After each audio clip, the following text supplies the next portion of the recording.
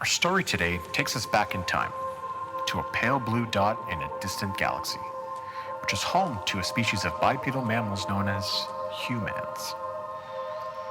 This species inhabited a planet they called Earth, a small stage in our vast cosmic arena which orbited a star in an outer spiral arm of the Milky Way galaxy on the edge of the known universe. As this species evolved and became more aware of itself and its surroundings, it began to wonder, what was this great expanse that stretched out above it? What were those bright, flickering orbs that littered its sky? Then came the inevitable question. Were they alone? And if not, where was everybody? They yearned to learn more about the universe and their place in it. And as their curiosity grew, so too did their technology. They learnt about the forces of the universe. They harnessed flight and sent members of their species on short expeditions off-planet. They knew the universe was vast, perhaps infinite, but still, their technology did not match their ambition. Neither their vessels nor their bodies could travel the great distances required to explore other galaxies, let alone reach outside their own solar system. They were in their infancy, but they forged ahead.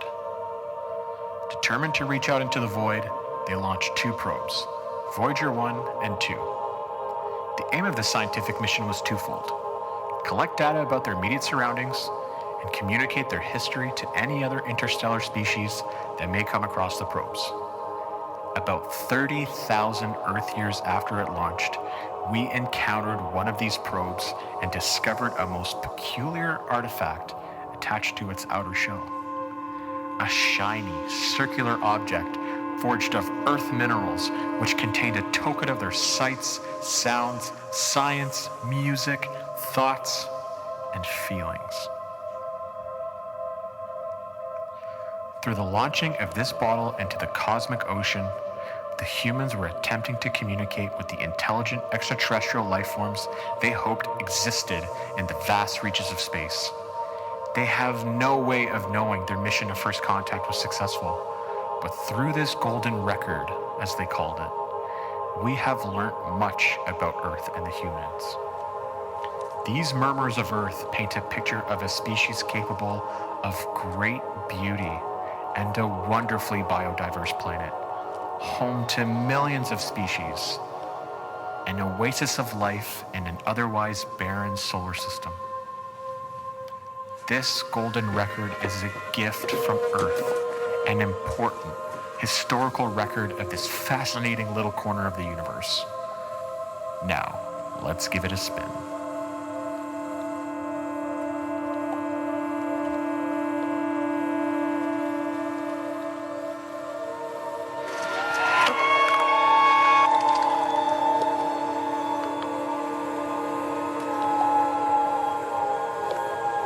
Hello from the children of planet Earth.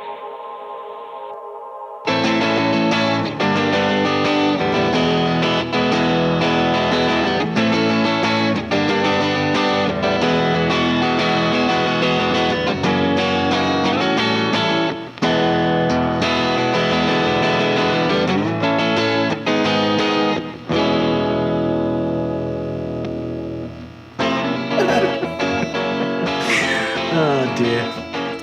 Hello and welcome to the pod. I'm Tom McCartney Kennedy, joined by Matt Harrison Carvalho, Dan Star Lozier, and Chris Lennon Palumbo. We are the Groovy Guys. This is Crate Expectations, the podcast for record collectors and music enthusiasts. Groovy Guys, how are we? Doing well. Golden. Feeling groovy. This is a sad day. Today marks, unfortunately, all good things must come to an end. Today marks the final episode of our first season. But Unbelievable. don't worry, we're going out with a bang. How far we've come. Are we? How far we've come. We're going we all out got with- microphones. We all got microphones. That's true. Baby steps. But look, we're going to go out with a bang. We're talking about the quest for that most elusive and sought-after record in our collections. We're talking about our Holy Grails. But before we do that, let's talk about a Holy Grail documentary that just dropped. Long-awaited arrival of Peter Jackson's Beatles epic Get Back. I don't know if everyone's seen all of it. I finished it last night. Dan, I know you've watched it. Yep. Let's start with you, Dan. I know you're just an enormous Beatles fan. How exciting was this arrival, and what did you take from it? For me, the Beatles is easily up there in my top bands. It was easily my favorite band while I was in high school, and so even before this documentary was released, I was on this hunt for the Holy Grail of watching the rooftop concert. Right? Yeah, like I know it exists in the Let It Be movie that they made, but the concert in its entirety is kind of what I would have loved to watch, and I always wondered why it was never on YouTube, right? But yeah, to know that this documentary was coming out and for that to be the ending of the whole thing, it's just like, just waiting for it to happen, and for Peter Jackson to be the guy to put it all together. It just couldn't have been a better marriage of filmmaking and music, right? So as soon as it was released, it was just waiting for that time for Alina and I to be able to sit down and watch it. Alina's obviously a big Beatles fan too, and a lot of misconceptions that I've had about the Beatles and how they were in their last couple of years. I thought John was the real driver for why they broke up, and I know he was, but man, Paul's a bit of a dick, and him being the boss of the band, like I can understand why he frustrated George, and understand why they wanted to go on separate ways, right? I was just going to say, do you know what? I actually thought watching it was perfect for them to finish it then, because they were only just still making really great music. They were still having fun with each other, which was probably the biggest learning from Peter Jackson's version was they still really enjoyed making music together. But they went out I feel like they went out at the right time because they were all at the end of their tether. So funny you said that, because in the first episode I was like, wait, I'm pretty sure if I know my Beatles, they're breaking up during this. But watching the first episode and they're all jamming together, they're laughing together, I was like, oh, I thought there was these riffs and you didn't see it. And then all of a sudden episode 2 starts, or the end of episode 1, and I was like, there's this really good cutscene of George's face. Yeah. And you can tell he's over it. Yeah. And I was just and I sent you guys a text and I was like, oh, he's done. Paul and John were jamming out, and he's just sitting there grumpily on his amp doing well, because Paul was being so condescending. He's like, you just do this. You just do this. Yeah, yes. And he's sitting there. He's like, I don't play that way. I don't play that way. That's how Clapton plays. If you want, just go get Eric Clapton. Then he leaves. And then Paul's like, well, I guess if he doesn't come back, I'll just go get Eric Clapton then. That was ruthless. I died. Yeah, I always thought, and then that flower pot scene where they were talking, and then John was trying to be kind of a middleman and being well, you can kind of be overbearing. I never got that feeling of Paul like that. And I was just wow, this changed everything. He was frustrated. You could tell he was frustrated with the direction of the band, but also it was probably frustrating for the band because he wasn't clear in his mind what the direction was that he wanted it to be, but he knew he was trying to take them in a different direction. He just wasn't sure where yet. Mm-hmm. I think that the issue is that, part of what they were doing, they had gotten so big, right? And it was getting a lot harder for them to do live music, right? It was they're such perfectionists that they found that some of their live performances weren't up to their standards. And because of how much overdubbing they were putting into their albums, it was really hard to convey in a live show, right? And out of the 4, the best producer is Paul. Mm-hmm. And Paul is the most musically gifted. Paul's the only one that can go onto every single instrument and slay every instrument. Yeah. While the others, maybe John can play a little bass and some piano, but he can't play drums. And you saw that in the documentary, right? And so Paul, it started with the White Album, right? And at the end of the White Album is really when the riffs really started to happen. And it was Ringo that left the band. Yeah, Ringo left at the end of the White Album saying, you know what, guys, I'm done with, I just can't, because Ringo in that whole documentary just seems like such a loving, just I'm easygoing pretty sure dude. he was just stoned the whole time. It's dead eyes the whole time. He looked like he was pretty high the whole time. But I'm sure he left because of all that bickering, right? So Paul, being the guy who's such producer focused, coming into the Let It Be or the Get Back sessions where they're trying to play together, he still had that. Yeah. Still had that, like, I'm the boss. I'm going to kind of push the direction of this. You could see him trying to produce as they were jamming. Oh, yeah. As they were figuring these songs out. But what was so awesome to me, what I felt so privileged of, first of all, like just watching one of your favorite bands jam for 8 hours and see the creative process and for it to be, the filming to be so intimate and the quality of the set, the vision and the audio to be so fantastic.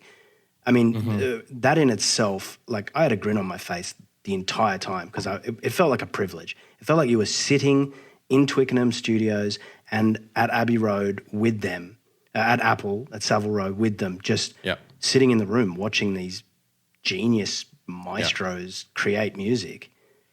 But secondly, the fact that they chose those sessions to document where they were going away from overproducing music, away from multiple tracks to getting back to their roots and recording something as a live band. It was just such a privilege to watch that creative process unfold where they would just, Get Back, amazing song. Paul just starts a riff and then it's like you see that from inception to recording. Comes up with the chorus and then just blabbers and then eventually they write the verses. Right? I love it. I love the blabbering. Cool. The mumble where they couldn't do the audio where it's just like blah, blah, blah, blah, blah, and it just like dubbed like, and then all of a sudden the next time they were just like scribbling something down. Just to see that process, man. Yeah. It's what a privilege. So you kind of feel like you're like in the studio with them. That's one of the best experiences of this documentary. You feel like you're a fly on the wall there, or like, one of the runners, like that's just observing the like greatness taking place. It's so crazy to me that these guys can just have a riff or a motif or an idea, and then over 2 weeks, what insane person is like, in the space of 2 weeks, we're going to create and record an album and a documentary and a concert. And a live performance that we haven't done in 3 years. Yeah. Insane. I think it just goes to show how talented those guys actually were and how well they worked and how efficient they worked as a band. Like, I don't know. How do you guys feel? Would you say they're the greatest band of all time? I'd say they're up there for sure. Yeah. They're definitely top 5. Yeah. No doubt. Yeah. Rushmore. I mean, just for the things that they did, right? Like the way that they recorded, the sampling, stereo, right? Like they came up with a lot of groundbreaking innovators recording techniques, and I find like they're like a lot of indie bands that come out today. A lot of things just sound like the Beatles. Yeah. Yeah. But they created that sound. No one sounded like the Beatles back then. Nobody sounded like them. It was and they rock pushed and roll the envelope, or the Beatles. right? Like they went from rock and roll pop love songs to Rubber Soul, and just totally flipped it. For me, one of the biggest takeaways of the documentary was, the way it started. It gave me a real understanding as to how Paul was the band leader and how he was really clear. Like he really got under people's skin because of that, and was likely the catalyst for why they wanted to split up. Yeah. Because one of the comments that George made was, I used to write all these songs and I figured that I would just give them away because I never felt comfortable putting them out myself. But at some point I just said, fuck it. I'm going to do it myself. I'm going to do it myself. Yeah. Okay. Right. And that he finally figured out, I was like, you know what? I am a great songwriter because on White Album, When My Guitar Gently Weeps is one of the best songs on that album. It's one of the best songs and one of their best songs, period. Yeah. Yeah. But when he's talking about I, Me, Mine, he's showing them, he's like, I watched a movie last night and he's like playing it.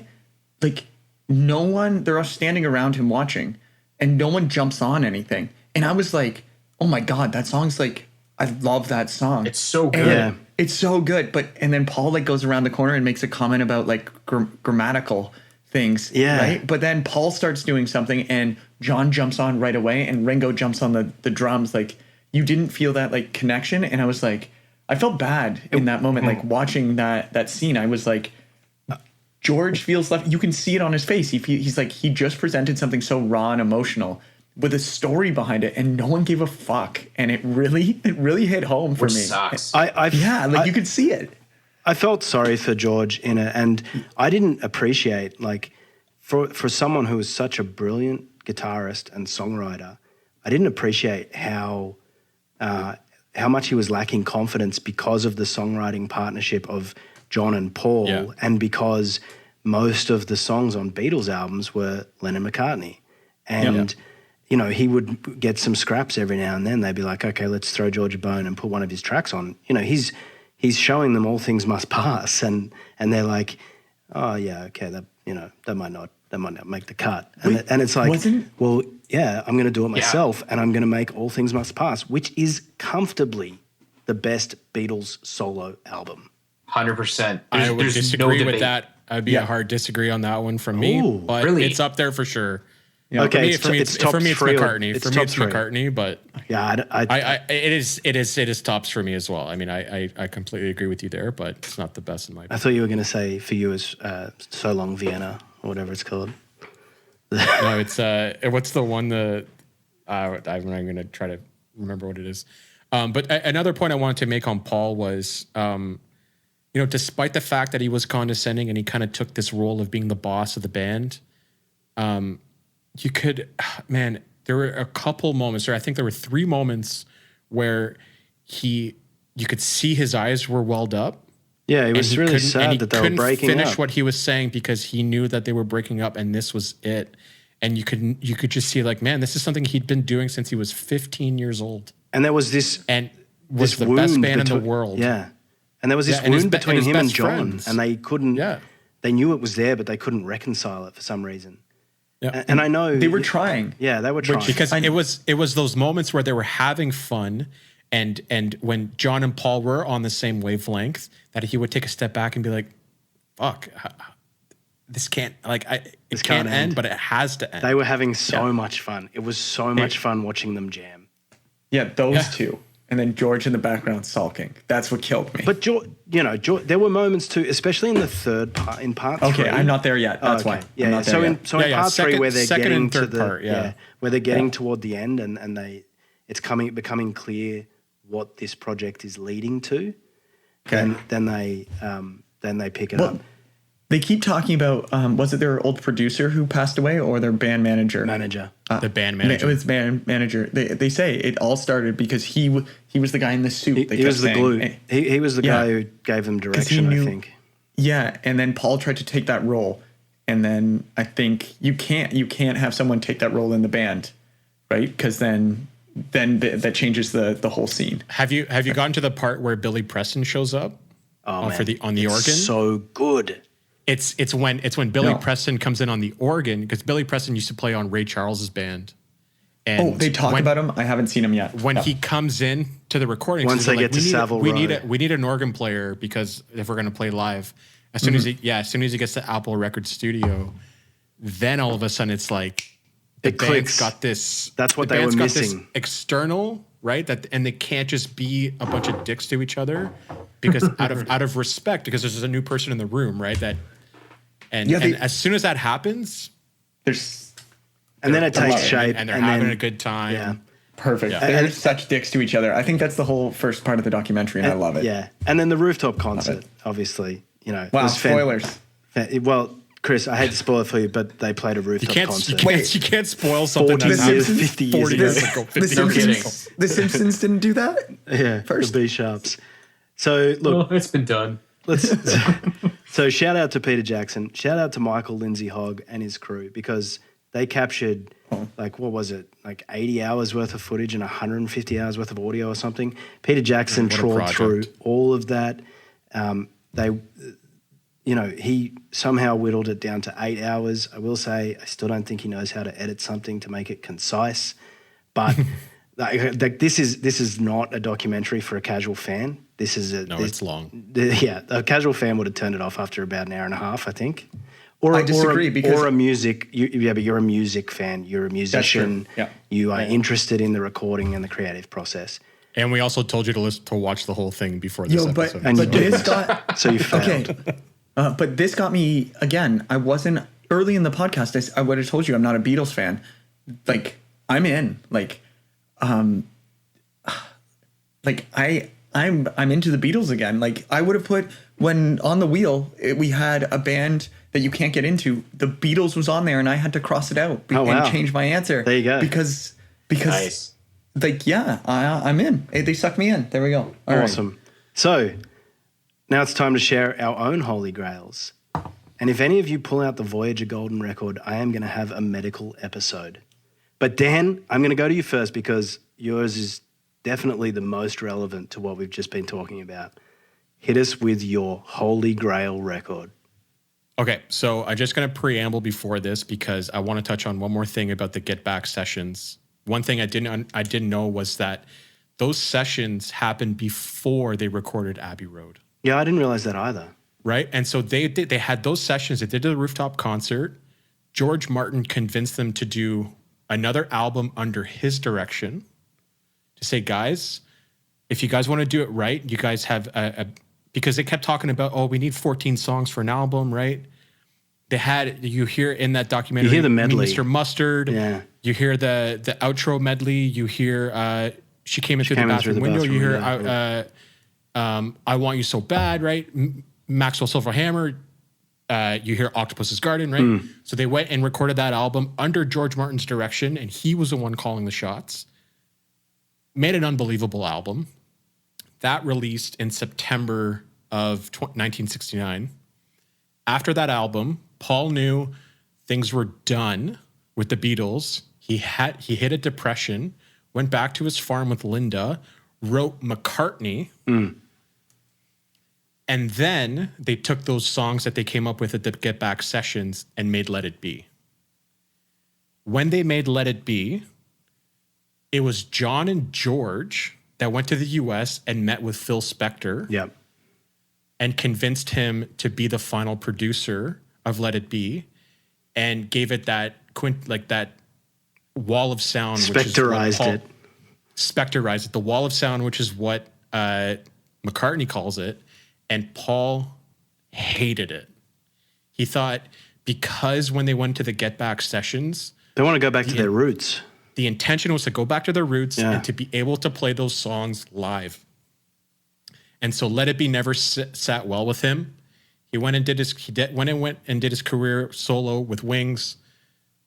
You know, John passed away tragically.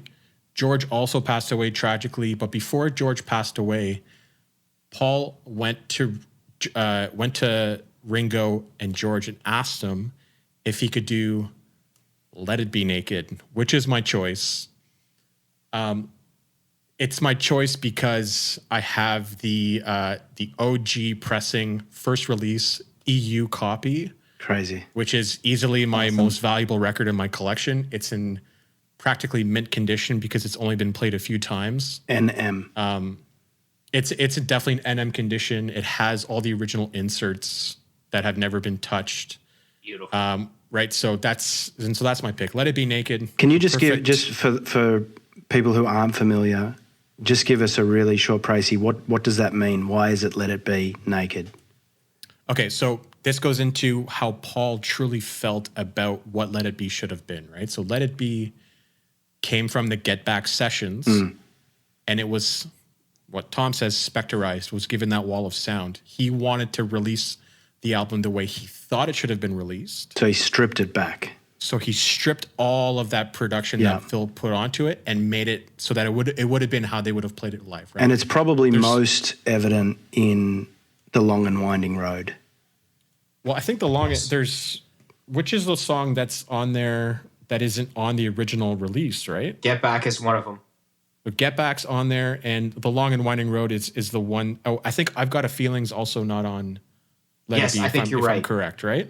Yeah. And The Long and Winding Road is it's hard on kind of like we were talking about Harvest and Man Needs a Maid. It's kind of too much in the original production of.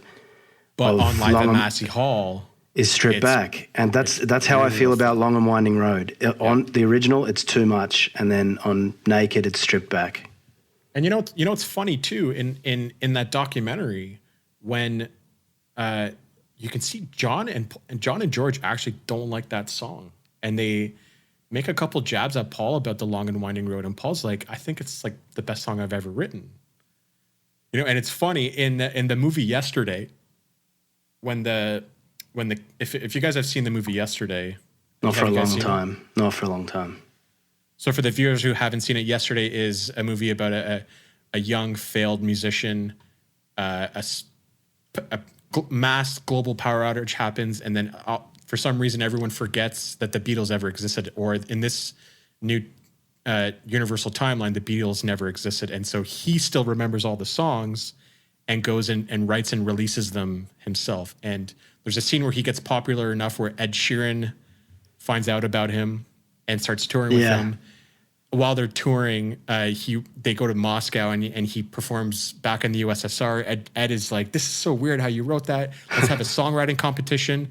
In that songwriting competition, the character writes and performs A Long and Winding Road. And Ed Sheeran is like, wow, that's the best song I've ever heard in my life. You're way better than I am. Like, that's the one they choose, hey? That's interesting.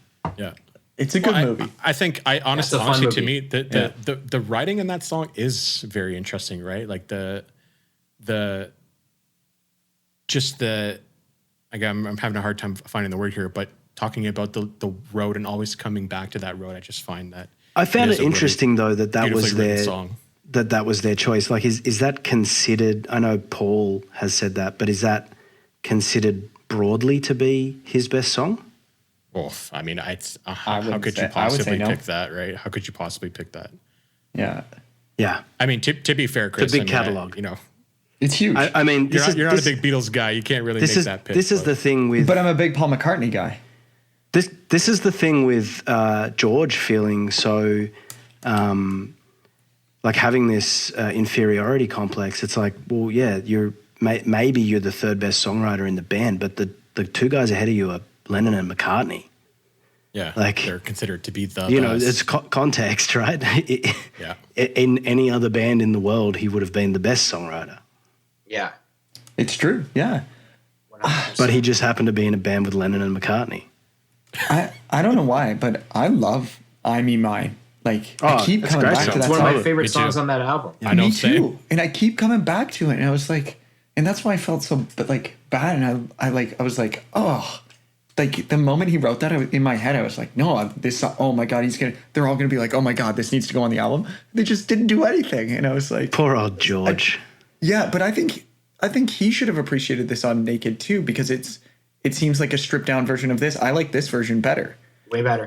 When it's George and his guitar and his voice, like. What more do you need? Yeah. You can't beat that. I would love just a acoustic version of it. I would have loved to hear that. That would have been so cool to hear. Dan, how did you come across this? Like, how did, this would be a holy grail in a lot of people's collections. How did you get a hold of it? So this was kind of at like the peak of my collecting years while I was in high school. And so, I've touched on this before, but I used to go every week on Thursdays with my dad to thrift stores to find records. And at the time in the early 2000s, you could easily find good records at thrift stores, but you're kind of like starting to see that slow down. And I was kind of at the peak of that record collecting time. And I, just for the Beatles being my favorite band when I was that age, you just see that Let It Be Naked is going to be a release, right? And so obviously I'm like, well, this is, I need to have it, right? I need to have this on vinyl. I went to my local record store, which was called Star Records. Unfortunately, that record store closed, and I know, Chris, when you lived in Whitby, you used to go there. It closed? Yeah, so sadly enough, the owner of the store, he passed away. He was an old guy even when I used to go there, but he passed away a few years ago. So the record store closed with that. That hurts my soul. That guy was such a nice guy. I forget his name, but he was such a nice guy, and I used to always have great conversations with him. And I just remember going in with my dad and him talking while I'd be digging, right? So So that was a spot I used to love to go to. Yeah, nice. I used to send Lee in. She used to get the deals. He ignored me. He'd talk to her, and then I'd be like, "Hey, how much?" And he's like, "Oh, for you, $5." And I was like, "Yes, great guy." But basically, I went in before it was released, and I said, "Hey, I need to have a copy of Let It Be Naked." Yeah. As soon as it comes out, and I also need a copy of Dark Side of the Moon 30th Anniversary, which was also releasing around the same time. So he did a pre-order for me, and when it came in, he actually got me like the OG first release from the EU pressing. So it's not a Canadian pressing. Yeah. I don't even know if they made a Canadian pressing. What year was that, Dan? Oh, Do you know? 3 maybe? Yeah, I think Okay. it's 03. Okay. So we could get. 2003. So it was a while. So Yeah. we could get a reissue maybe in a couple of years. I hope so. I need a copy of that. Yeah, because I'm having a quick look online right now. Oh, you're not. 'cause- Yeah. Yeah, I'm not paying this. He's So not it's getting it for a U- $300. It's a UK copy printed in the EU. Has the I'll just show you guys here. It has a really nice booklet which touches on the Get Back sessions. Awesome. Oh, right? that's so cool. It's a kind of retrospect, They have a 7-inch This is- as well. and it has Fly on the Wall, Oh, cool. which is a ton of the recordings of the Get Back sessions. And the you That's really have- cool. the photos, there's negatives on that. Are they were they taken by Linda or were they taken by that other photographer that you saw in the documentary? Oh, that's a good question. I don't know. I'd have to look into the booklet. I hope it was Linda. Her photos she took in that documentary, super cool. They're great. I love the Yeah. the light they did in the Twickenham studios. That was really cool. Yeah, Me too. Yeah, I really very like that cool. too. I also I don't want to add to the whole Yoko Ono sort of lexicon, but I thought Linda's contributions to the documentary were more tolerable than Yoko's. I like She your doesn't say screaming. anything. Yoko just Honestly, sits there. like, could you She sat on imagine an being in ant. that band and she just was on John like glue? And Yeah. also then Didn't leave his side. those experimental Screams? chanting recordings that she would do every now and then. Yeah. I loved how Ringo Starr had the Hare Krishnas. No, it with was him the whole George. time. That was George. That was George. He Was that George? It's like one of the first shots of the Yeah. Was part it- one is just that guy sitting in the corner. Yes, and then I think and then Ringo. Someone asked Ringo something, and he's like, "Well, do you like India? And do you like the Hare He's like, Krishnas? "Oh, Because not they got him really." flowers." He's like, "No, Not They really. died. I was dying. I was like, this is amazing." Yeah. It was cool. It was such a cool insight. Dan, so I mean, whether it's from the original or whether it's from Naked, what is the most popular and what is your favorite in terms of tracks? Oof. I mean, that's a really hard. That's really hard for me to answer. I don't know if I can actually answer that. I mean, Let It Be is the title track. That's got to be the most popular song, obviously, and I think it plays incredibly well on Let It Be Naked. But I think The Long and Winding Road's got to be the second. I mean, to me, I think it's Paul is my favorite Beatle, hands down. Like there's no really no competition for me. So I think I'm going to pick that one just for that reason. But shout out to Get Back, Dig a Pony, For You Blue, Really Two like of Us. Dig a I've got a Pony. feeling, One After Yeah, I 909, really like that Don't Let too. Me Down, I Me Mine, and Across the Universe. So all there of you those go. ones. Nice. Oh, You really yeah. narrowed it down. Yeah, man. It's Yeah, hard. the end of this album, "Don't Let Me Down," "I Me Mine," "Across So the good. Universe," "Let It Be." Also, this is Monster tracks. this is This is considered The whole thing is amazing, unbelievable. This isn't. And this this isn't is- the greatest hits. We know that, right? and this is not a greatest yeah, hits this is the album. greatest hits. Yeah. and this is considered not one of their better works. What? Like, this is I know. Which is insane. this is considered when they were on the decline. I mean, I- they would people consider Abbey Road to be their best record, right? But to me, it's like, and I I think this is mine. Let It Be Naked is the way I can get people to listen to the Beatles, and I think I won you, Yeah. Chris, with this. How right? do you won even me with this. How do you I was even in. need to I'm in. get people to listen? Well, people, the thing about any band that's often people don't like, and it's how I felt about Taylor Swift, right? Like I don't like her hits because they're too poppy. Yeah. But then when you're forced to go into her deep cuts, then you can start to find more, and then you start to relate to her songwriting. You start to relate to her sound. Yeah. And then you start listening to more of her catalog. And a lot of people, they're like, I don't really like the swingy early rock and roll stuff. You got to start at Rubber Soul. You got to start at Rubber Soul. But then people I don't like the psychedelic stuff either. Okay, so start at Abbey Road. But then people are like, okay, well, I can vibe with Abbey Road. There's I can really dig with the opening track, right? But then if you get people into Let It Be Naked, it's like this is like pure rock and roll. Pure rock and roll. That's the best way to describe it. But with that like poppy songwriting, like classic Beatles songwriting, like masterful songwriters. They just know how to write a hit. It really is the way to listen to this album. Plain and simple. Couldn't agree more, man. Perfect choice. Absolutely love it. Now let's go to the complete opposite end of the spectrum.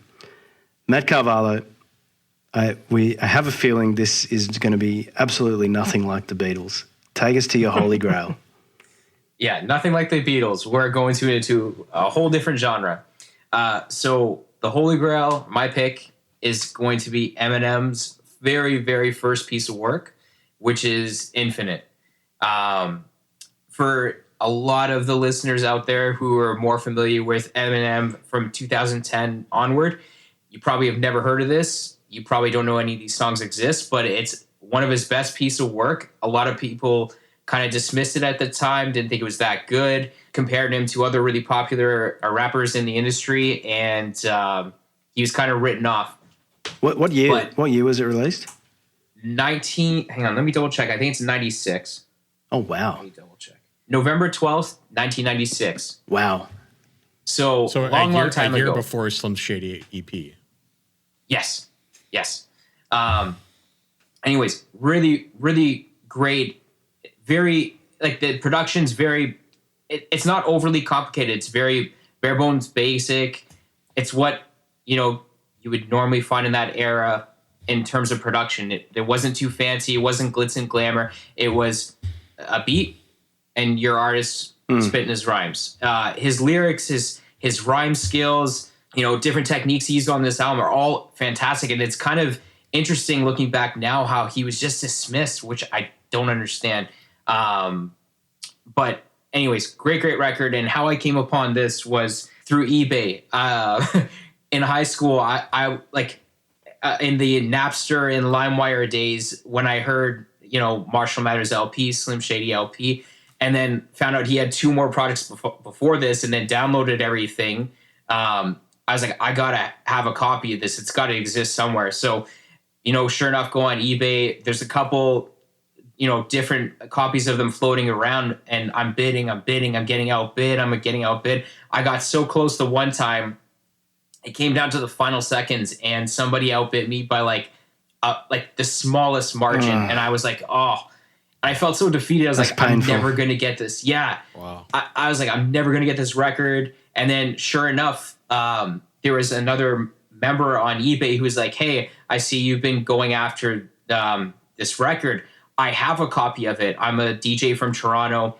I've had this in my collection for some time. I'm actually selling off my collection of records. If you want it, you can pick it up for $100. At the time, like even now, it's still really expensive for a record. It's a lot of money back then. I'm in high school. I'm working a part-time job. You know what I mean? Like this was a good chunk of my change. Crazy. But I was like, you know what? I don't care. I gotta have it. And then part of me thought it was a little too good to be true. I'm like, there's a 50-50 shot here. I send my money and it's gone. And it's a scam. Yeah. And I'm getting scammed. But sure enough, shows up at my front door. I take it out. I'm like, oh my God, I can't believe I'm holding this record right now. And then sure enough, put it on the put it on the turntable and just let it play. And I'm like, oh, amazing. I was so happy. Just to go through that hunt too. Oh yeah. To have failed all those times to try to get it. And then finally it happens. And then that first play must have been unbelievable. And it was so good. And this is an elusive record, right? Because I mean, we had to listen to it on YouTube. You can't find it anywhere right now. It's not streaming anywhere. So unless you've got a physical copy of it, you're not really having an enjoyable listening experience. Exactly. The only song that's gotten an official release is the title track, Infinite. Mm-hmm. They released it, I think, not sure how many years later, but I think it was 2016 or 2017. It was remastered and put on Spotify and Apple Music. Oh, really? Okay. So is your copy that is an official release or it's a bootleg? Yeah. No, it is an official release. That one's an official release. I have the Slim Shady EP as well, but that one's a bootleg. I would like to get an original of that as well. So who put that out, Matt? Just out of Eminem curiosity. himself. So he what did. he He used to sponsored do. it. Okay. Yeah, so it was produced him, FBT Productions, and Denon Porter, who is a member of D12, were the three main producers in it. DJ had, I think, also does some of the drum programming on it. And at the time, he would do shows and sell this record out of the trunk of his car. Wow, that's cool. so He cool. did that with the Slim Shady EP as well. Wow. Cool. That's really cool. Yeah. I'm guessing this is before he got picked up by Dr. Dre, obviously. Yes, yeah. Yeah. Yeah. So Matt, it's funny you say you said how he got dismissed over this album, and it wasn't until track 4, so Tonight. Love that song. Yeah. So the first 3, I was like, okay, you hear the classic Slim Shady style, and then Tonight hit, and I was like, how come I've never heard this song? I really, really liked it. It's one of my favorite songs by Eminem. Yeah, it caught me, and I was like, oh, okay. Yeah. That to me lets me know that, do you know what? A lot of people he probably sent this to or listened to probably didn't get to that song because I'm not a huge fan of Eminem, and I've been open about that. But I was like, okay, there's something here. You get Like, it. This is, yeah, I get it. It actually pulled the whole album together. I found Infinite was kind of, it was a good intro, but I didn't fall in love. Man, I love the way he rhymes on that record. Yeah, I get it. What are Some your of the two double entendres too that he's got on this record? Oh, so good. What are your two sort of recommended tracks? What most popular, which is hard because it's not a very popular album, and your favorite? So I would go Infinite and Tonight. Strong. Those would be my two recommendations because I would say they're the highlights of the album. Nice. And Matt, when you presented this as your Holy Grail in April when we did the original vinyl challenge there, and I used to be a big Slim Shady fan back in high school. Yeah, I listened to a lot of hip hop back then, and Eminem was definitely up there, but obviously rock and roll and punk were the two genres that I really focused on. So I wasn't really diving into a lot of stuff unless it was being presented to me. I didn't really know about. I knew that he was a struggling artist before the Slim Shady LP, but when you presented that and I went back to listen to it, I was like, damn, this is like classic Eminem that I've never heard. I felt like I was being unearthed for like a deluxe edition release of like this year, right? So it was great. It was great to get that recommendation from you. Well, it's funny, like I said, a lot of people don't know that these two, like that this album and the one Slim Shady EP even exists, right? Yeah. I throw songs out there and people are like, I've never heard of those before. I'm like, yeah, they're from way back in the day. You got to go dig for that. I've only met 2 people, Matt Carvalho and a kid in grade 6 named Stephen Godden, who was obsessed with Slim Shady and kept telling us, and all of us were into like Big Shiny Tunes and pop punk and just would push him aside. Fair enough. I mean, for me, this was a big album, even growing up. There were many a times when I would make a night out of, I'd get Eminem's first 5 essentially records, put them on and pick a game to play, and that would be it. That would be my night. Vice City. Amazing. Simple times. Simpler times. Yeah. Give me Rogue Squadron and GoldenEye and those records. I'm good. Nice. Do you have any hobbies? I collect spores, molds, and fungus. All right, Tom, what are you going to present with us? So, look, this was hard for me because, we obviously shared our Holy Grail records during that April challenge, as Dan said, and I have, since that time, I have obtained several records that I had been looking for a very long time, and I've shared those with you throughout the year, and I got really excited about all of those, but I and maybe this is a bit of a cop out. Maybe this isn't really a holy grail because it didn't take me a long time to find it, and I didn't spend a lot of time on the quest. But for me, my holy grail in my collection remains my copy of Pink Floyd's Dark Side of the Moon. It is a UK second issue is the terminology that's referenced. So it is between the first pressing and the first repress. It doesn't have the solid blue triangle, which is the ultimate holy grail of that pressing, but it is the first issue of the album that was released with the blue outline and the black in the middle of the triangle. Very cool. It's got the posters. Yes. It's got all of the inserts. The stickers. It's got the stickers. It's got the posters. Oh. Yes. It Amazing. is. It's by far it would be up there with my most played albums in my collection. It would be up there with one of the most played albums in my life. I listen to it. I go back to it so often. And for the fact that it is one of the biggest albums of all time, it was released in the era of vinyl records. It is designed to be listened to as an album. It is a concept album. The themes in it, for so many reasons, it perfectly encapsulates what I love about concept albums, what I love about Pink Floyd, what I love about music. I can put it on, turn the lights off, lay on the ground, close my eyes and listen to it and have a shit-eating grin on my face the entire time. I love this album. It's perfect. To me, it is the perfect album. And I didn't even seek it out. When I started collecting records, my dad was like, you have to have this album. Wow. That makes it the holy grail for you. That's amazing. It's my holy grail. there. That's I love unbelievable. It doesn't matter that it didn't take you time to get it. It's the emotion behind it that counts. Yeah, 100%. Yeah, but it's also like it's a UK pressing. Same.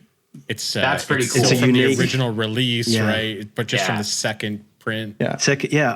I've never heard that term before, that second issue, and I have no way of knowing how many they made. I'm sure it was a lot because the first pressing probably flew off the shelves and then they were like, oh my God, we have to get more of these out there. Yeah. But it was the most sold record of all time until I think Thriller. Yeah. Yeah. I think so, I think yeah. so. Yeah. How many weeks has this been on the Billboard charts? Oh, It's Yeah, I like think that. Yeah. 600 or 700 weeks, something like Oh that. my goodness. doesn't he? Yeah. It's Oh, ridiculous. it's got to be more than that. Oh, actually, yeah. You know what? Right? You might be right at this point. I can't remember what it is. The last time I checked, I think it was getting close to 700. That's insane. I love the idea of the triangle. I didn't know this. So you posted this in the past about this record, and then I started diving in because I know I have Bev's copy that she brought from the UK, which I couldn't find any info on, and then I have my dad's Canadian copy, and then I randomly picked up a copy which was like a reissue. It's just a Canadian reissue pressing, but they were all like slightly different, and I had no idea. And I was like, it got me down this like whirlwind of like Dark Side of the Moonness, then that adds to the lore of it. There's so much It's- lore. That's what makes collecting records yeah. so cool, right? And this Yeah, is like- the album that made me start understanding and exploring pressing variants and checking all of my pressings on Discogs to be like, not that it matters, but just out of interest. Like, how else do you discover? Like, I've got a Queen album that's from South Africa. How random! Like, That's cool. Yeah, that's super random. Yeah, like you made me go down that path. I found a Peter Tosh album that was like thrown in my collection. That's an actual Jamaican pressing. Yeah. Right. Yeah, It's that's worth really nothing. cool. It's a garbage pressing. Like Oh, really? It's like you can do this and it like wobbles, and it's worth nothing. But I was like, that's my only like. But it's interesting. Jamaican pressing. Yeah. It's a cool thing. No one wants it. Everyone's like, no, give me the American. And also the bass is turned up, so coming through like a stereo, it sounds like trash, right? Because it's designed to sound a little different. But I was like, you can go down I had those. no idea. Yeah, you can go down those rabbit holes, right? Where you're like, for this album, you want this variant. For this album, you want this variant. Yeah. This one sounds better. This one sounds too hot. You know, there's all of that. But, you know, for me, maybe it would be different if it was a different pressing. But there's just so much about the way that they pulled this together and it was packaged, and the way that you have to listen to it, and everything that they talk about.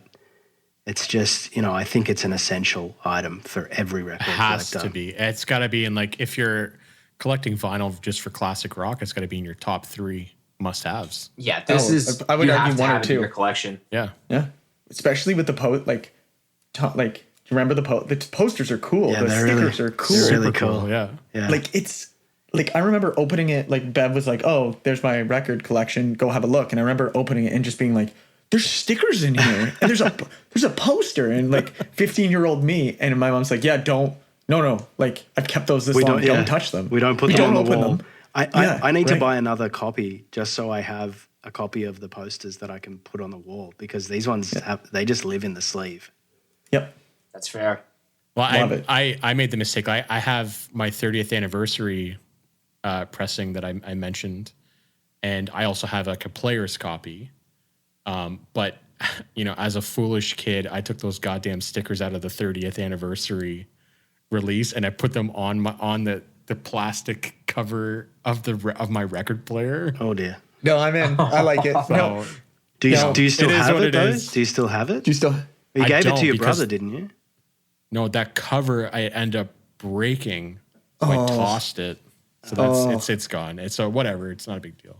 No, but I like the stickers on the cover. That always makes me happy. Yeah, I use it. But Tom, I'm so glad that you use this as your Holy Grail. I know you've got a couple Holy Grails, but it is, like you said, it is the most influential album of my life.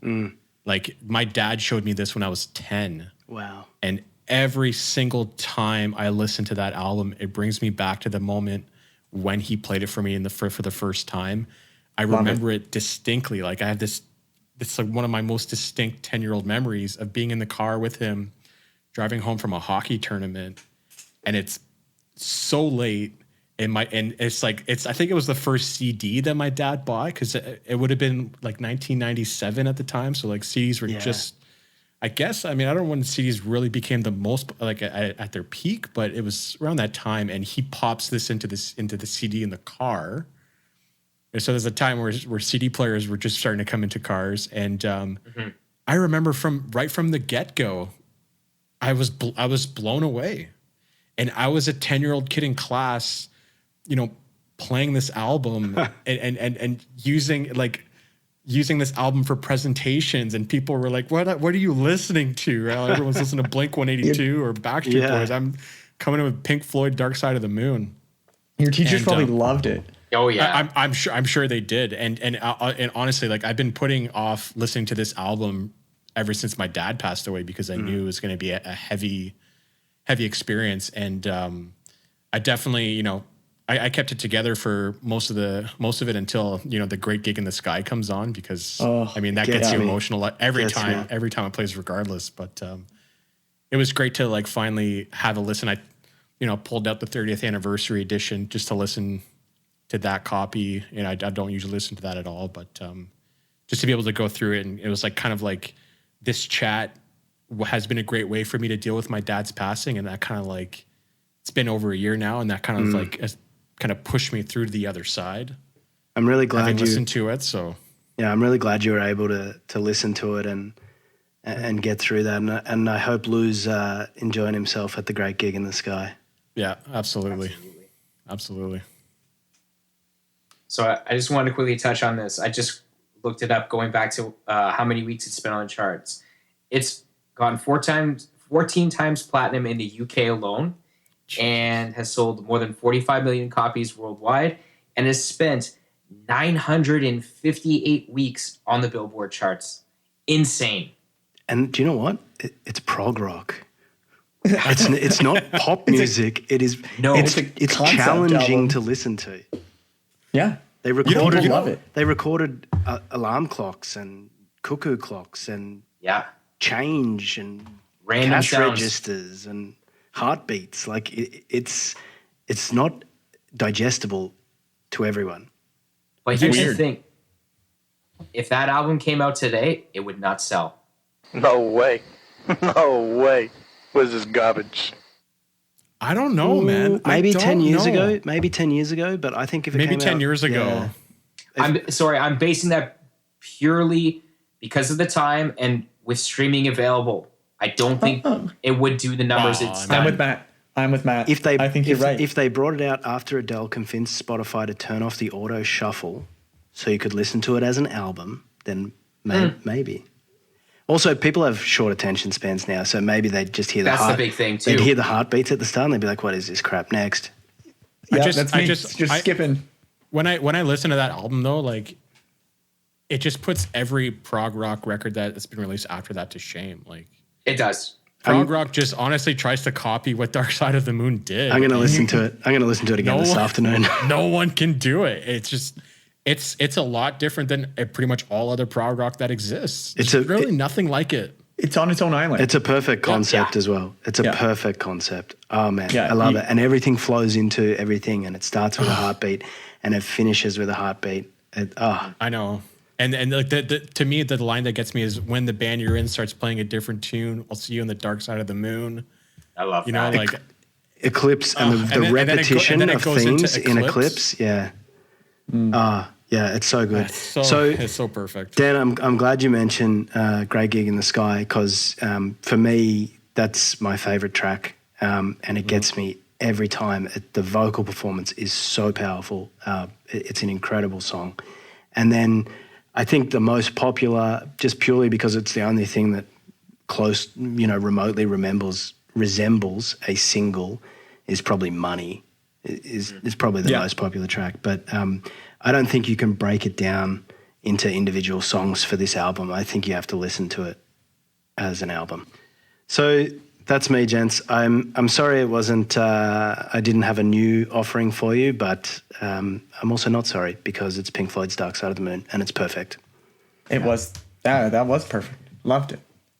Chris, let's hear it. Let's hear your Holy Grail. I'm excited. What do you got? Okay. All right. Mine's more like Tom's. I didn't find it in a dusty room. I didn't look for it for years and years and years. I actually stumbled across it completely by accident, and I didn't just stumble across one. What? So here's the thing.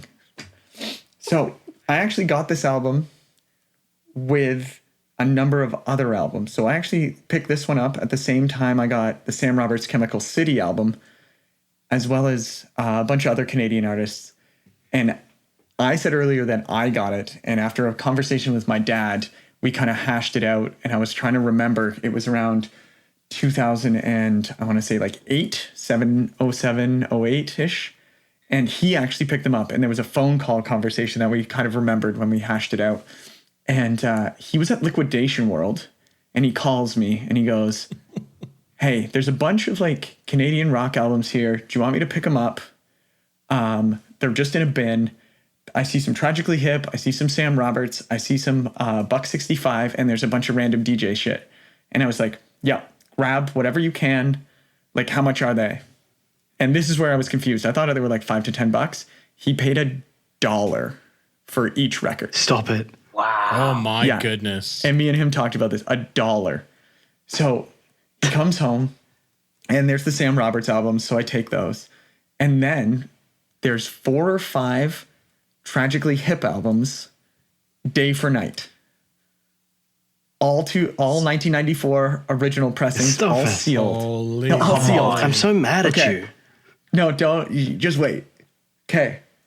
So, later that year, I was in teacher's college, and you do these things called placements where you have to like teach with another teacher. And at the end of the placement, you have to get them a gift to say thank you for like dealing with my crap.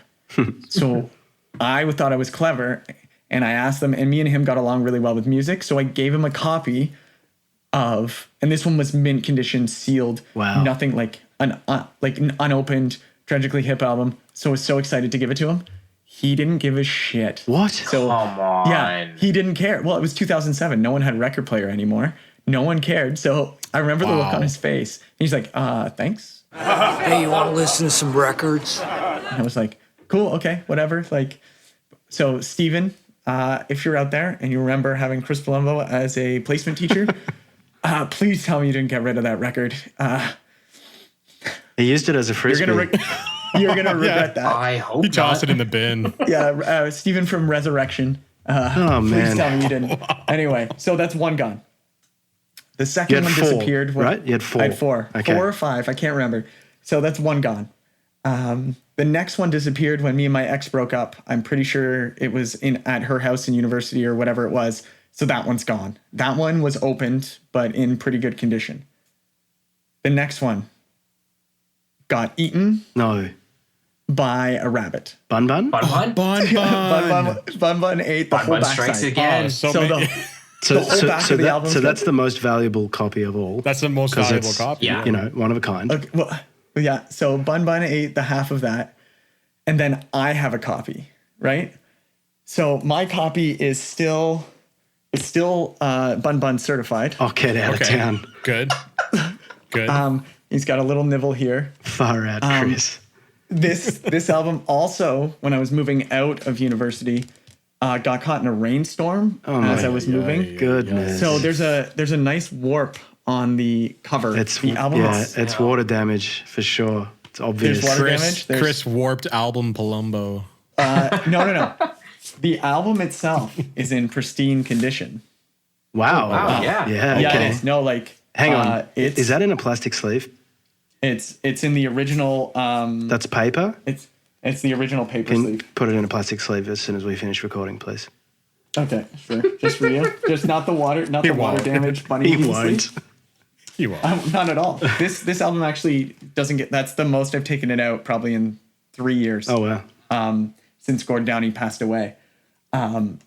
So the story goes. This is from the last one. I used to work for an outdoor ad company, and we always used to play can rock or music when the rock climbing company that I work for would have kids. Yeah. And we used to go school to school and teach people how to climb and do ropes and all that. And the one day, Tragically hips on, and we're just having a good time. And one of the kids stops me, and he's like, "That's my dad." And I was like, "Get out of here, kid." I was like, "Okay, cool." And then I was like, "Wait, who's your dad?" And he's like, "Singing. That's my dad." And I was like, your dad's just a guy in a blues rock pub band. Yeah, I was like, cover band? Yeah. And I was like, "What's your last name?" And he's like, "Downey." And I was like, "Man, wait, do you know what? Does your dad pick you up after school?" He's like, "Yeah." I'm like, "You should get your dad, bring him in here, show him all the cool stuff we're doing." Yeah. Nice. Yes, Chris. Bring your dad, Gord Downey, from the Tragically Hip to my rock climbing class. Please. Walks Gord Downey at the end of the day. Unreal. Oh my God. So the way these walls work, they're like, they're 25, 30 feet scaffolding that we build in gyms. I'm at the top fixing some ropes, and Gord Downey walks in. I don't remember how I got down. I was just gonna say, I've never climbed down. I just Wow. never climbed so fast in my life, right? And I just was talking to him, and he was such a nice guy. And I convinced him the next day. I was like, "Hey, if I bring an album in, will you sign it?" He's like, "Yeah, of course. Like, I'll come back tomorrow, bring it in, blah blah blah blah." So I come in, and we're talking again, and he takes this, and he noticed the water damage. He's okay with that, and he's just like, "Where did you get this?" And I'm like, "Oh, actually, like I picked it up. Bargain bin. Blah, blah, blah. I had a bunch of copies. This is my last one. I've been giving them to people." And he was like, you don't understand. Like, we didn't make a lot of these. He's like, "Actually, I've never seen one of these." Stop it. And you gave away like three of them. You gave your best copy to some dingy teacher who hated it in the garbage. Who didn't give a shit about it. So he's looking at it like it's like a lost artifact, and he fucking flips it over, and there's Bun Bun. It's just eaten by the rabbit. He's like, and you can see his face fall like a little bit, like he's trying to hold it together, and he's just like, "Do you know what you have?" And he's just like, He's so disappointed in you. So I have like, I was like, I have a rabbit, like it ate another, like it ate the samurai. I have more. It's eating all these rabbits. It's a whole thing. It's a whole thing, right? And he's just like trying to hold it together. And then I'm like, "Can I have a picture?" So in the picture, and I'll post the picture to our Instagram account, you can see one of us is very excited and one of us is disappointed. The other one's like, "Boy, this guy really doesn't take care of his records." Yeah, boy, this guy has no idea what I bet he asked you to put it in a plastic sleeve as well. Oh, no, this goes in a glass case, actually. Yeah, I was Just gonna say, I keep you this don't in a glass spin that case anymore. No, You put I that don't. in a case and leave it. The reason I say 4 or 5 is I actually uncovered another one at my parents' house. Dude, Wow. That is actually in mint condition, unchewed, but it is not autographed by Gord Downey, so it's not the same. This is my Holy Grail simply because it says the Tragically Hip. Day for night, he crossed out day. He wrote Chris. Happy days and nights, always your friend, Gord. Oh, That's Chris, that just gave me Classy, dude. chills. And it's, again, I didn't look for it. I found it, and he found me, and he found it, and it was just horribly perfect. Unbelievable. What a journey. What a story. Yeah, what a story. I'm so happy that the hip was your choice, because when I was living in Canada, it's so obvious that they are they're Canada's storytellers, right? They've documented so much about Canadian culture, and I'm not Canadian, but I love listening to the hip because there's Australian artists like that, there's American artists like that. They are Springsteen, they're Dylan, they're Paul Kelly if you're an Australian. They're part of the fabric of Canadian culture. And you know what, Alicia and I were living in Australia when when Gord passed, but when they did that final tour of Canada, and they did all those dates, and we watched one of them live. I can't remember exactly how, but they were streamed, and they were broadcast, and we watched a stream of the CBC broadcast, and you could see the emotion on people's faces as they sat through. These were Gord's last shows, and man, I was in tears at one point, like I just cried. understanding the significance of this tour and the power of it. Canada was losing one of its great storytellers. Incredibly sad, but also incredibly beautiful that they decided. We know Gord's going to leave us soon. We're going to give Canada. We're going to connect with Canadians one last time. And they gave, that's really selfless. They gave people this closure with Gord. Like, I'm so happy you chose this, Chris. I love the Tragically Hip. I love everything about it. Thank you. That honestly, that concert here in the city, pretty much every park that could do it was hosting a viewing party on a big pop-up screen. And Alina and I went to the park closest to our apartment, and people were holding each other in tears. It was such an intimate moment. It was like a spiritual experience. Yeah, Canada was losing one of its greatest storytellers, and you're so right. The fact that they gave us that closure with him, for them to tour all of the biggest cities in Canada and then to finish in Kingston, where they're from, and to have their last show there, it's just couldn't have been a better ending to his story. And Chris, that is what a Holy Grail, man. That is seriously. The ultimate. absolutely. Cherish that. Please don't let any more bunnies near it.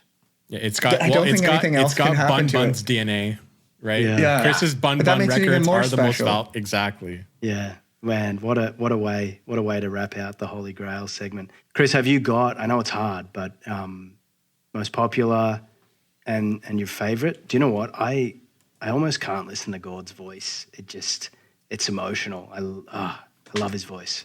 It's so good. I listened to this again today. I listen to this every once in a while to kind of get back. This is a darker album. Me and Matt were actually talking about this yesterday. Totally. It's a dark album, and you have to be in the mindset. And today I had it on. I would say probably Grace 2 is the biggest song off this album. Agreed. I really, really like Nautical Disaster or Greasy Jungle.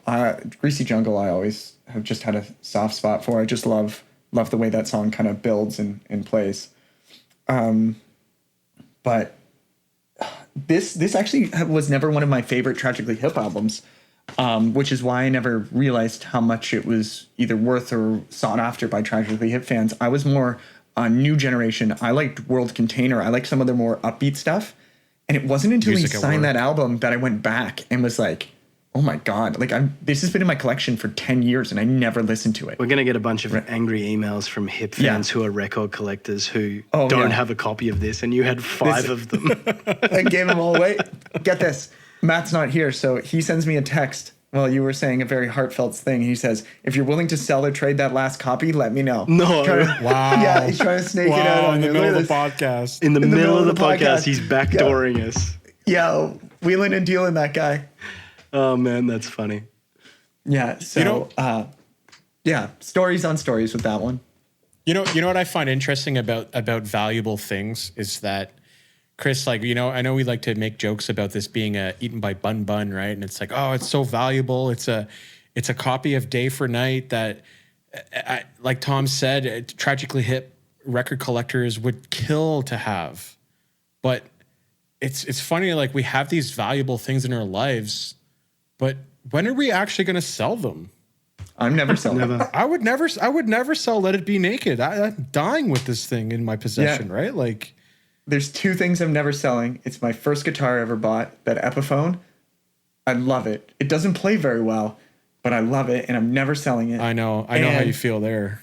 And this Tragically Hip album, and like maybe that Sam Roberts one, that Bun Bun, they're special to me and maybe no one else, right? And I think that's what makes it more valuable than anything. Like Tom's, yours is special to you because of your connection, right? Dan, yours is special to you because of the way you found it and your love for your dad and your record collecting and all of that. And Matt, yours is special because like Eminem, you found this like thing that no one knew about.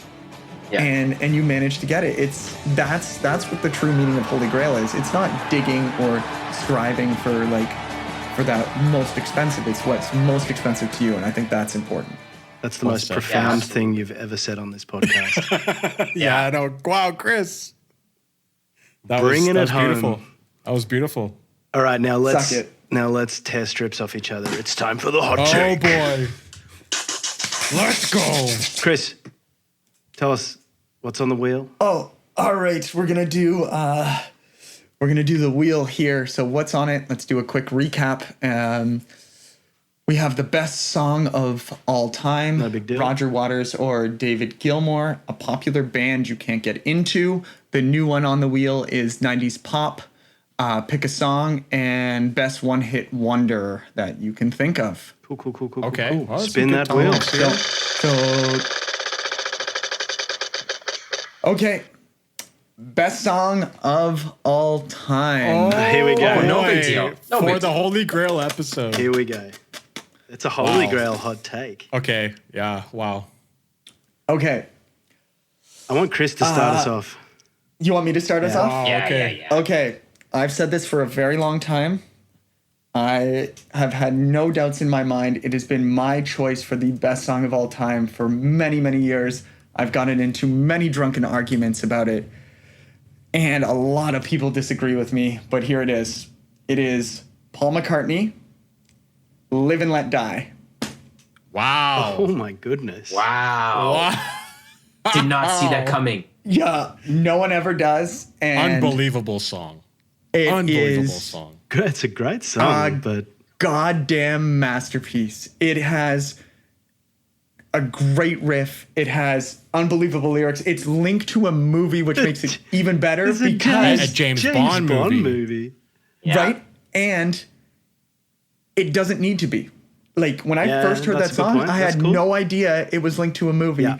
And it does that Paul McCartney feel, but it has this power behind it, this orchestra behind it. He takes everything and he puts it in that song. And like every time I hear that song, I feel it building up. And then seeing that song live, I was just like you can just stand there and be like knocked off your feet. Chris, to me, the best part of that as well. The best part of that song is when it slows down and Paul goes, "You used to say live and let live." You know you did. The violin comes in. You know you did. And so good, so perfect. It is an epic song, right? Like, you made a great choice. Really is. You made a great choice. I don't think you could do a naked version of that. That has to be specterized. No, that has to be, and that was going to be my argument. It's a wall of sound. It isn't a wall of, it is the wall of sound. It is that perfect mix, like Dan said, of the breakdown, but then when it hits you. And I can't think of anything else. The second we talked greatest song of all time, that song just kept playing over and over in my head. That's the key, right? That your gut. Remember we were talking about this. It's hard to make a choice, and I said it's just got to be gut. It's instinct, and I'm exactly the same. As soon as we said this was going to be one of the hot takes, I knew what my song was, and I haven't wavered. And what is it? Let's hear it. Okay. Well, do you know what? It's really funny that you've chosen a Paul McCartney song, and we've been talking about the Beatles, and we've been talking about Let It Be. Yeah. Because my absolute, hands down, greatest song of all time is Let It Be. Wow. Okay. Wow. I had a feeling someone's going to pick that. I think it's one of the most beautiful songs ever written. I think it is perfect. I cannot explain how much I enjoyed watching them write it and work through it in the studio in that Get Back documentary. I'm so happy that we had this topic for this episode after we just all watched Get Back. Yeah, seriously. I just lyrically, I love it. I love the story behind it. You know, his mother, who had passed away when he was young, came to him in a dream and said, "It'll be okay. Just let it be." Mother Mary is not religious. Mother Mary is Mary McCartney, his mother. Wow. And the sentiment of, you know, whatever you're going through in your life, just let it be. I think it's perfect. I love it so much. And I think it's so... I just added it. Didn't George call it corny? I don't think it's corny. I think it is... No, I think George called it corny. I just... Look, the moment that we decided we were doing this topic, that was in my head. It's got to be Let It Be. Love it. It's got to be Let It Be. It's so funny that two of us have picked a McCartney song. I hope... maybe three of us picked the McCartney song. And then Matt's in the outlier. Okay. Right. But am I? You don't know that. Dear. Oh, Jesus Christ. If we all picked it, Matt? this is... okay. Matt better pick a U2 song just to get Rosie. There's no way. It's up. impossible for it to be a U2 song because they all suck. I was going to say, not one of their songs came to mind. Okay. I'm just being honest. I like U2, but no. How come? All right, Matt, take it away. Honestly, this was a tough choice for me because, Chris, you and I were kind of talking about this last night. I had a couple ideas in my mind before we were going to jump on and do this. But out of curiosity, I wanted to see where some of these songs might rank on, like, you know, Rolling Stones and the different various lists out there for greatest songs of all time. And not one of my picks ended up even in the, I think, the top 25. Yeah. Weren't even close. I don't think mine's in top 500. I didn't want to be influenced by those lists, so I tried to avoid them. Oh, me too. I kind of had ideas in my mind. I just was curious where other people might rank them. But for me, I think about, like, you know, context and meaning behind the song, legacy, performances, you know. Okay, I like the checklist. Yeah, those different kinds of things. So really, it really only comes down to about 2 or 3 songs for me.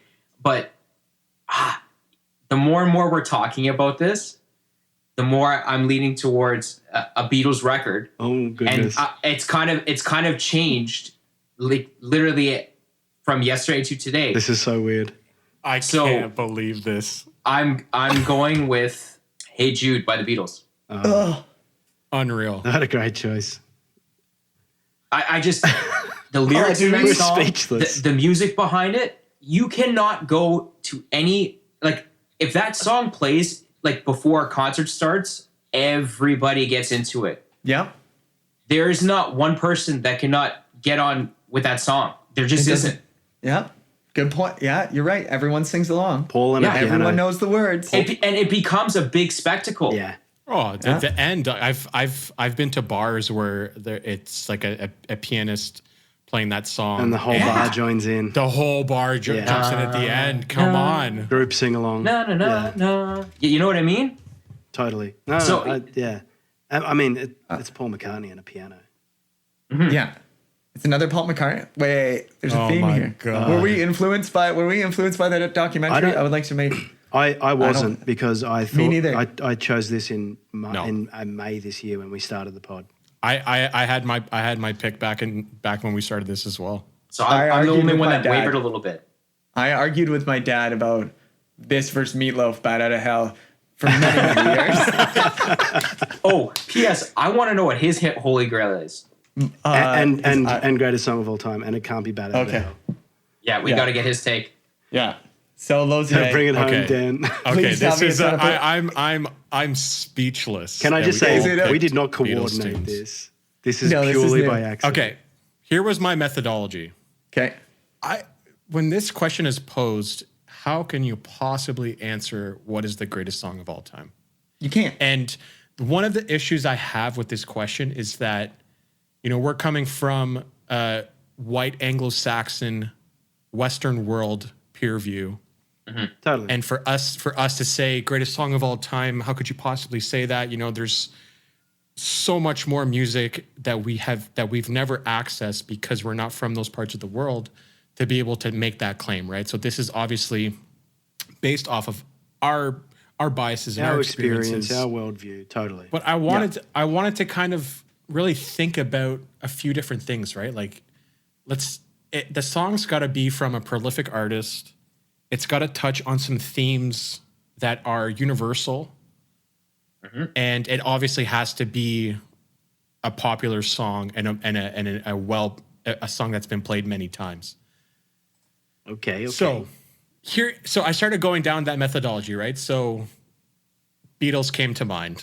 So it's going to be a Beatles song. So this song is written by McCartney. Beethoven. Song is also picked by McCartney. Okay. It was also written by McCartney.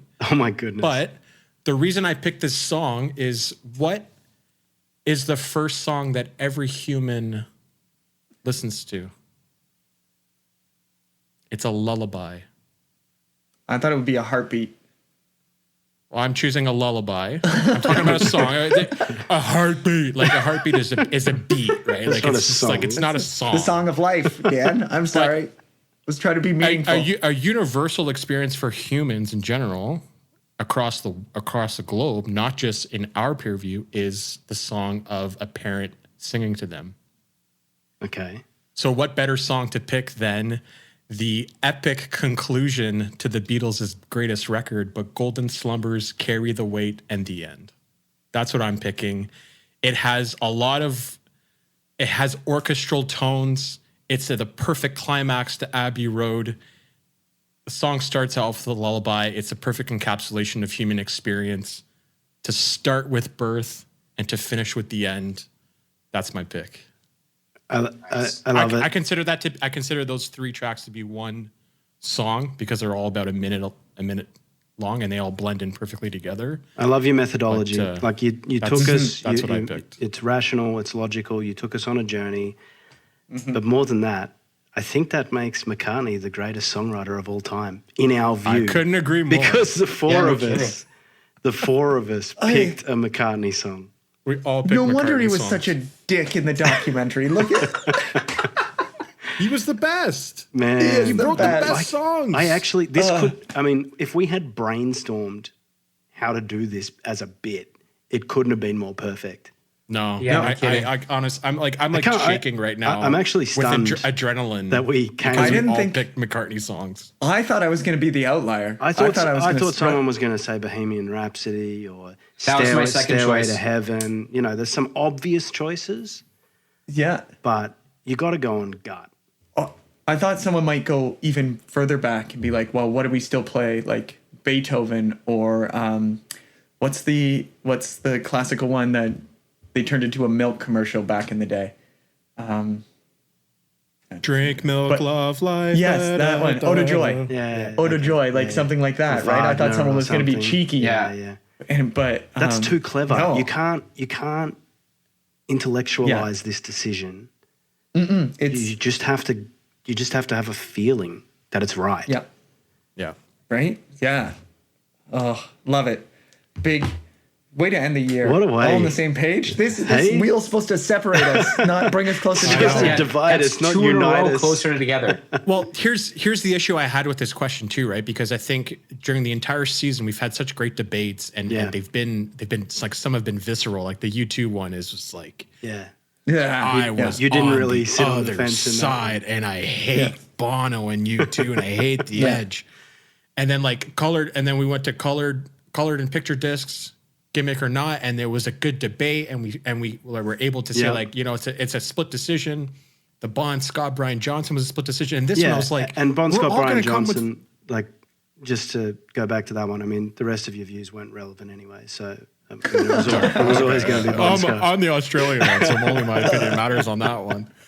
For this one, I was like, we're all going to pick 4 different songs. There's no way we're going to come to a consensus. I'm really curious to see how this debate goes, and the fact that we all picked McCartney. It wasn't a debate. Songs. There's honestly, no debate. He's the greatest songwriter of all time. I honestly take that thought one off the hot take list. I thought someone else might pick Let It Be.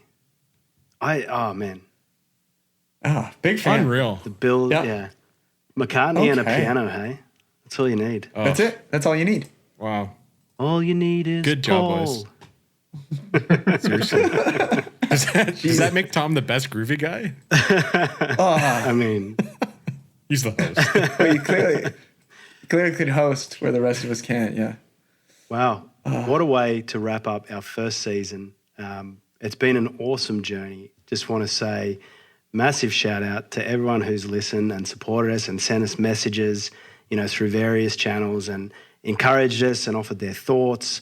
Massive thank you to Chris for suggesting the vinyl challenge in April this year, which started this journey. Matt, it's been awesome getting to know you. Guys, we've obviously through various paths been friends for a long time, but this has taken, I think, all of our passion for record collecting to another level. Certainly 100%. taken our friendship to another level. I'm sure our wives are all sick of us talking about records all the time and sharing our newest purchase that we want to tell the Groovy Guys about. But look, it's been an awesome experience. I can't wait to do it again in 2022. We're going to take a break for the rest of the year. We're going to come back refreshed, bigger and better in 2022. Can't wait to see you all again. Make sure you hit us up. Instagram, Create Expectations Pod. Gmail, createexpectationspod@gmail.com. Check out Matt's blog, createexpectationpod.com. Send us some fan mail, send us some hate mail, whatever you want to do. We're here for it. Until next time, keep digging and spinning. Keep the change, you filthy animal. The Groovy Guys are Tom Kennedy, Dan Lozier, Chris Palumbo, and Matt Carvalho. With your host, Tom Kennedy. Music by Dan Lozier, post-production by Matt, and album art by Chris. The Golden Record, written by Tom Kennedy, with thanks to Carl Sagan. Narrated by Dan Lozier.